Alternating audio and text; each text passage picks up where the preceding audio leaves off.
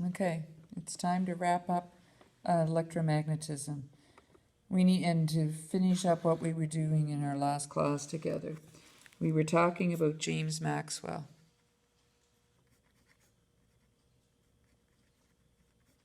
Okay, and the year is around 1860.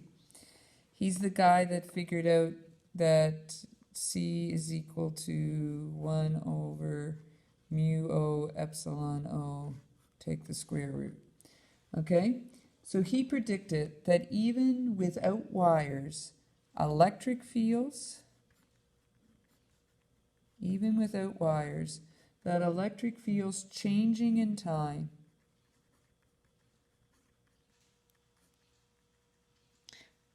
would create or cause magnetic fields. Okay, and that magnetic fields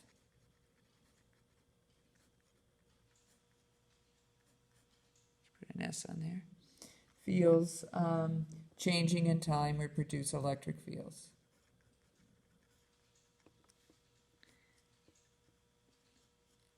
Notice it's saying changing, so they can't be just a stagnant field. Now the changing could be because something's moving, like something's getting closer to something else. But really what it's saying is if one's changing, the other's going to be there. That you can't have one without the other. And the result then of this one changing, creating that one, or this one changing, creating that one, the result is that you get what's called a coupling of the fields. A coupling of the fields. And it's why then we even get the word electromagnetism, because you can't have one without the other usually. So you get a coupling of the fields, and the result of this coupling of the fields is energy that is transmitted through across empty space or whatever space. Energy that is transmitted across empty space. We're going to say empty space for right now. In the form of, are you ready? In the form of electromagnetic waves. Why are they called electromagnetic? Because they are created by an electric field changing in time, which produces a magnetic field, and they couple, or a magnetic field changing in time, coupled.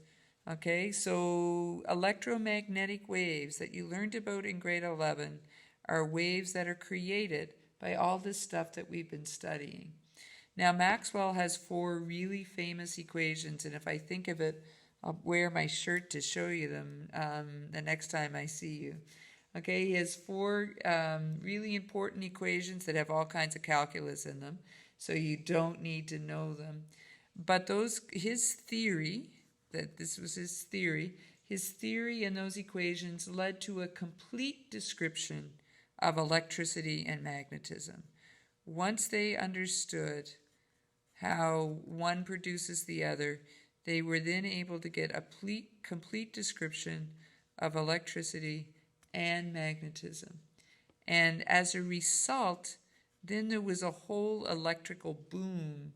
It led to the invention of things like radios and televisions and many other electrical devices once we understood how one thing could produce the other.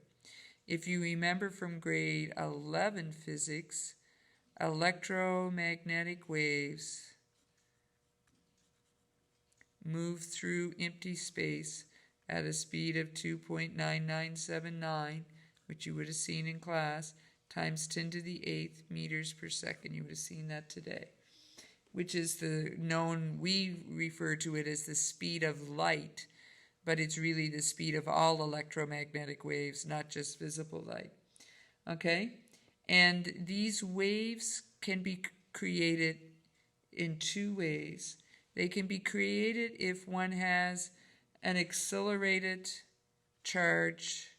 Okay, so if you have a charge that's accelerating, okay, not even moving at constant speed but accelerating, then its changing magnetic field, because it's accelerating, will create a its changing electric field around the charged particle, and it's accelerating. It'll leave in its wake a changing electric field, and that would produce a magnetic field. So that's one way to get electromagnetic waves. And the other way is to have a changing magnetic field, which will produce an electric field. Okay, so these are the two ways that you can create electromagnetic waves. Either have an accelerated charged particle or a changing magnetic field. Okay, and so with that, then we were able to completely understand all of electromagnetism. That doesn't mean everything is done, though. We're still searching for the elusive equation of B equals something over R squared, and that F magnetism is equal to something over R squared. Here we're pretty sure there's a constant and a monopole. Here would be the constant, a monopole, and another monopole, but we have not been able to solve these yet because we have not been able to isolate a monopole. So even with understanding everything else, we understand that this is what it should be, right, lined up with KQ over R squared, FQ equals KQQ over R squared, G equals GM over R squared, FG equals GMM over R squared, but we still don't have this. It's left for you. When you get your PhD and or a postdoc at some big university, maybe you'll solve it. Okay, please, if you do, send me an email. All right, we need to talk the next time I see you about a test, because we are now ready to start mirrors and lenses. Well, a couple more hand rules and a few more, questions, and then we're ready to start mirrors and lenses.